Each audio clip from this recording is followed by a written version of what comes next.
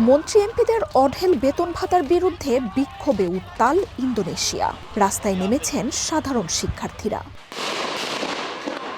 সোমবার রাজধানী জাকার্তায় বিক্ষোভ শুরু করে হাজার হাজার শিক্ষার্থী। নিরাপত্তা বেষ্টনী ভেঙে পার্লামেন্ট ভবনের ভেতরে প্রবেশের চেষ্টাও চালান তারা। পুলিশের সাথে আন্দোলনকারীদের এ সময় ব্যাপক সংঘর্ষ হয়। শিক্ষার্থীদের ওপর টিয়ার গ্যাস ও জলকামান ছোড়ে পুলিশ। ইট ও পাথর ছুঁড়ে প্রতিরোধ গড়ে তোলেন সাধারণ মানুষ। ইন্দোনেশিয়ায় পার্লামেন্টের হাউস অব রিপ্রেজেন্টেটিভসের ৫৮০ সদস্য প্রতি মাসে বাড়তি ৫০ মিলিয়ন রুপাইয়া পান। গত সেপ্টেম্বর থেকে প্রতি মাসে তারা বাড়তি এই ভাতা পাচ্ছেন বাসা ভাড়া হিসেবে। সম্প্রতি এমন এক রিপোর্ট সামনে আসে। সাধারণ মানুষের সারা মাসের বেতনের চেয়ে মন্ত্রী এমপিদের এই ভাতা ২০ গুণ বেশি।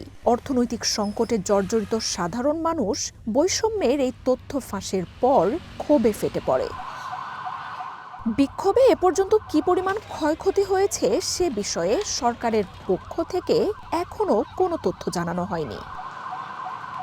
আন্দোলনকারীরা বলছেন, তাদের এই বিক্ষোভ দুর্নীতিবাজ আমলা ও ধনিক শ্রেণীর বিরুদ্ধে। যেসব আইন ব্যবসায়ী ও আমলাদের এই সুযোগ করে দিয়েছে সেসব বাতিলের দাবি জানান তারা। মার্জিয়া উপমা, ওয়ান ইন্টারন্যাশনাল ডেস্ক।